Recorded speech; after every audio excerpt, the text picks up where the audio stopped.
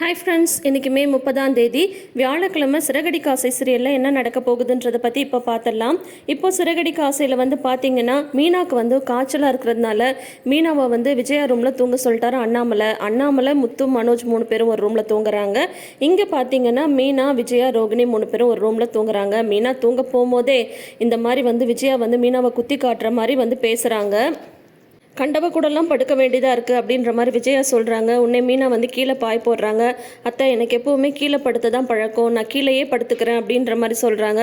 அதுவும் சரிதான், எங்கடா உன் கூட தூங்க வேண்டிய நிலமை வந்துடுமோ நான் நினச்சேன், நீயே அதை புரிஞ்சுக்கிட்டா சரிதான், எல்லாம் என் தலையெழுத்து அப்படின்ற மாதிரி விஜயா மீனாவை குத்தி காட்டி பேசுகிறாங்க. ஏன் தான் மீனா, நீங்கள் கீழேயே படிக்கிற மாதிரி இருந்தால் ஹால்லையே படுத்துருக்கலாமே, ஏன் தேவையில்லாமல் மறுபடியும் ரூமில் படுக்கிறீங்க? இவங்ககிட்ட இந்த பேச்செல்லாம் உங்களுக்கு தேவையா?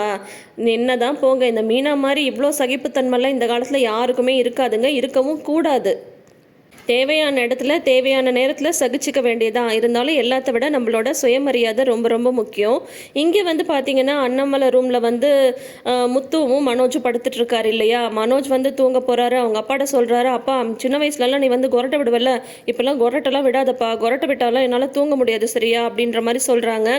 உடனே முத்து சொல்கிறாரு, இத்தனை நாள் நீ பார்க்கில் கொரட்டை விட்டு தானே தூங்கிட்டு இருந்த, அப்புறம் என்னமோ புதுசாக அப்பாட்ட சொல்கிற, அப்பா காலையிலேருந்து ராத்திரி வரைக்கும் உழைச்சிட்டு வர மனுஷன், உழைக்கிறவங்களுக்கு அந்த தூக்க கலக்கத்தில் கொரட்டை வர்றதெல்லாம் சகஜம்தான், உன்ன மாதிரி நினச்சியா?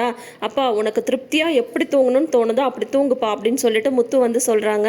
உடனே அண்ணாமலை சொல்கிறாங்க, அந்த மாதிரி நான் ஏதாவது கொரட்டை விட்டால் லைட்டாக என்னை எழுப்பி விடு, நான் நேராக படுத்துருந்தா திரும்பி படுத்துக்கிறேன், அப்புறம் கொரட்டை வராது அப்படின்ற மாதிரி அண்ணாமலை சொல்லிட்டு தூங்குறாரு. அப்பா சின்ன வயசுலலாம் நீ எங்களுக்கெல்லாம் கதை சொல்லுவல்ல, இந்த அப்பா ஒரு கதை சொல்லுப்பா அப்படின்ற மாதிரி சொல்கிறாங்க. இப்போ நான் என்னடா உனக்கு கதை சொல்கிறது அப்படின்னு சொல்லிட்டு அண்ணாமலை கேட்குறாரு. நான் வேணா ஒரு கதை சொல்லவா அப்படின்னு சொல்லிட்டு இந்த பாட்டி வடையை தூக்கிட்டு போவாங்கல்ல, அந்த கதையை அப்படியே அந்த வடை தான் 27 லட்சம், பாட்டி தான் அண்ணாமலை அந்த இந்த மாதிரி வடையை காக்கா தூக்கிட்டு போயிடுச்சு, அந்த காக்கா தான் மனோஜ் அப்படின்ற மாதிரி சொல்லிட்டு இருக்காரு. அதுக்கப்புறம் பார்த்தீங்கன்னா அந்த வடையை காக்காட்டம் தான் அந்த நரி புடுங்கும் இல்லையா, அதுதான் மனோஜ்ட்டு பணத்தை புடுங்கின ஜீவா அப்படின்ற மாதிரி முத்து சொல்றாரு. அப்பா பாருப்பா, இவன் என் கதை இந்த மாதிரி சொல்லிட்டு இருக்கான்ப்பா அப்படின்றாங்க. ஏன்டா இப்படி பண்ற, பேசாம படேண்டா அப்படின்ற மாதிரி இங்கே சொல்கிறாங்க. அப்படின்னா நான் இன்னொரு கதை சொல்லவா அப்படின்னு சொல்லிட்டு இன்னொரு கதையை சொல்ல ஆரம்பிக்கிறார் முத்து. அண்ணாமலை தூங்கிட்டாரு. ஆனால் மனோஜ்னால தூங்கவே முடியல. முத்து கதையாக சொல்லிட்டு இருக்காரு. ஒரு கட்டத்தில் மனோஜ் வெளியிலே படுத்துடுறாரு. இங்கே பார்த்தீங்கன்னா ரோகிணி தூங்க வராங்க.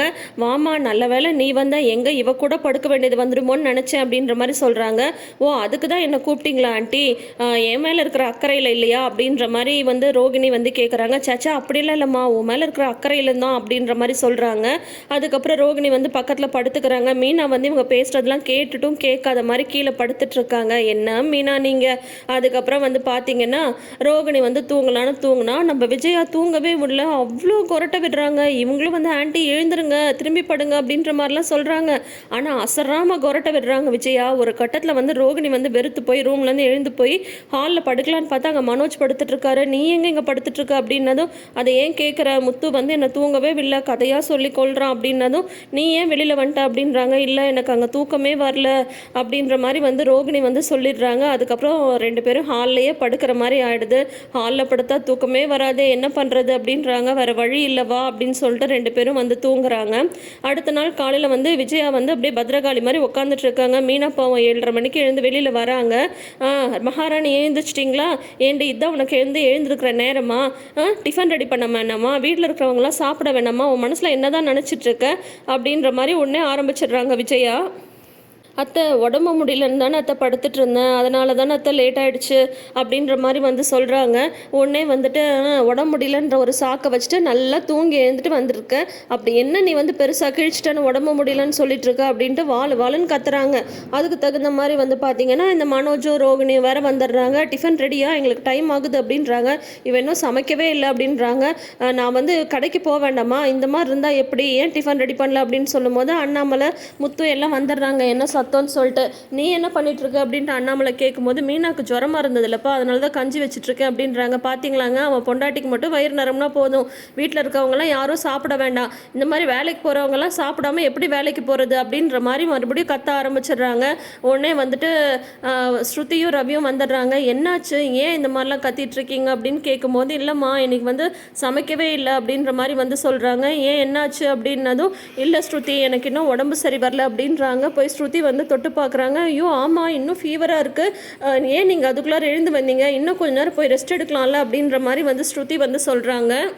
உடனே விஜயா வந்து சொல்கிறாங்க, நீ வேறம்மா, அவள் இப்போ தான் எழுந்தே வந்திருக்கா, மறுபடியும் நீ படுன்னு போய் சொன்னால் அப்புறம் வீட்டில் இருக்கிற வேலையெல்லாம் யார் பார்க்குறது, யார் சமைக்கிறது, ஏற்கனவே எதுவுமே சமைக்கவும் இல்லை அப்படின்னதும் அப்புறம் வந்து ஆமாம் எனக்கு வர டைம் ஆகுது அப்படின்றாரு மனோஜ். உடனே ரவி வந்து சொல்கிறாரு, அவங்களுக்கு உடம்பு சரியில்லைன்னு தானே அவங்க சமைக்காமல் இருக்காங்க, ஏன் இந்த மாதிரி ஆளாளுக்கு பேசிகிட்டு இருக்கீங்க அப்படின்ற மாதிரி ரவி வந்து சொல்கிறாங்க. நல்லா சொல்லுடா அப்படின்றாரு முத்து.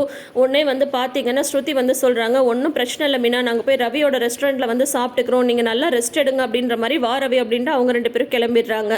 உடனே இவங்க வந்து பார்த்தீங்கன்னா மனோஜும் ரோகிணியும் வந்துட்டு, பரவாயில்ல ஆண்டி, நாங்களும் வந்து வெளியில் வந்து சாப்பிட்டுக்கிறோம், எங்களுக்கு வந்து போய் கடையை திறக்கணும், இப்போ தான் நாங்கள் பிஸ்னஸ் வந்து ஆரம்பிச்சிருக்கோம், நாங்கள் என்ன தினக்கூலி வேலையாக செய்கிறோம், ஒரு நாள் வேலை செய்யலைனாலும் பரவாயில்லன்னு விடுறதுக்கு நாங்கள் வந்து லேக்ஸில் வந்து டேர்ன் ஓவர் பண்ணிகிட்ருக்கோம் அப்படின்ற மாதிரி இந்த ரோகிணியும் மனோஜும் பயங்கர பில்டப் கொடுக்குறாங்க. ஐயோ என் பசங்களாம் சாப்பிடாம போகுதுங்க, இப்போ உனக்கு சந்தோஷமாடி 4 பேரும் சாப்பிடாம போயிட்டாங்க, இதுக்கு தானே நீ வந்து ஆசைப்பட்ட, நீயும் புருஷனும் மட்டும் நல்லா கொட்டிக்கோங்க அப்படின்ற மாதிரி சொல்கிறாங்க. மீனா வந்து உடனே வந்து உள்ளே போயிடுறாங்க.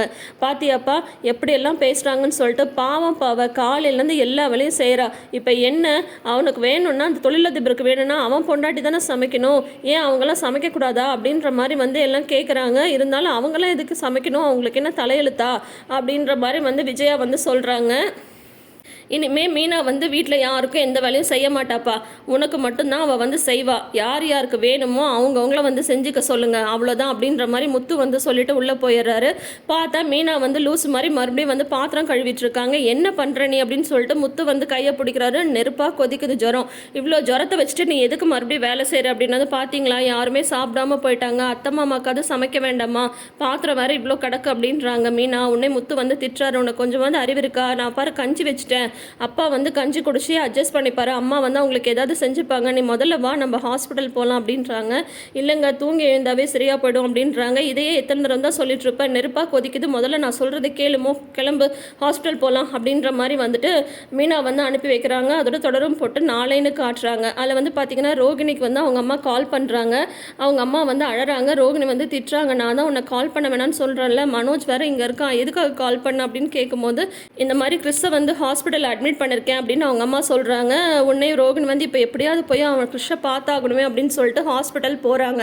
அதே ஹாஸ்பிட்டல்லேருந்து கரெக்டாக வெளியில் வராங்க முத்துவும் மீனாவும். அதோட வந்து இன்றைக்கி எபிசோடை முடிச்சிருக்காங்க. ஸோ நாளைக்கு என்ன நடக்க போகுது அப்படின்றத வெயிட் பண்ணி பார்த்து தெரிஞ்சுக்கலாம். எப்படியும் நம்ம ரோகிணி வந்து மாட்ட மாட்டாங்க, அது தெரிஞ்ச விஷயந்தான். ஏன்னா பார்த்தீங்கன்னா ஏதாவது ஒரு காரணத்தை சொல்லிடுவாங்க, ஃப்ரெண்டு அட்மிட் பண்ணியிருக்காங்க அது இதுன்னு எதையாவது சொல்லிடுவாங்க. இது வந்து தெரிஞ்ச விஷயம் தானே, நம்ம வந்து பெருசாக ரோகிணியோட விஷயத்தில் எதுவுமே எக்ஸ்பெக்ட் பண்ண முடியாது. ஏன்னா டைரக்டர் வந்து முடிவு பண்ணி தான் வச்சிருக்காரு. ஸோ என்ன தான் நடக்க போகுதுன்றதை வெயிட் பண்ணி பார்த்து தெரிஞ்சுக்கலாம். அதுக்கு முன்னாடி நீங்கள் இன்னும் நம்ம சேனலை சப்ஸ்கிரைப் பண்ணாமல் வீடியோஸ் பார்க்குறீங்கன்ற மாதிரி தான் இப்போயே சப்ஸ்கிரைப் பண்ணிக்கோங்க. நோட்டிஃபிகேஷன் பெல் ஐக்கானில் ஆல் சிம்பிள் கிளிக் பண்ணிக்கோங்க. கூடவே இந்த ப்ரிவ்யூ பற்றின உங்களோட கருத்துக்களை மறக்காமல் ஷேர் பண்ணுங்கள். தேங்க்யூ.